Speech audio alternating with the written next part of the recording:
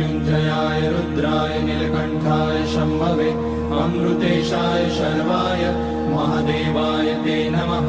नमस्तेस्तु भगवन् विश्वेश्वराय महादेवाय त्र्यम्बकाय त्रिपुरान्तकाय त्रिकाग्निकालाय कालाग्निरुद्राय नीलकण्ठाय मृत्युञ्जयाय सर्वेश्वराय सदाशिवाय श्रीमान् महादेवाय नमः।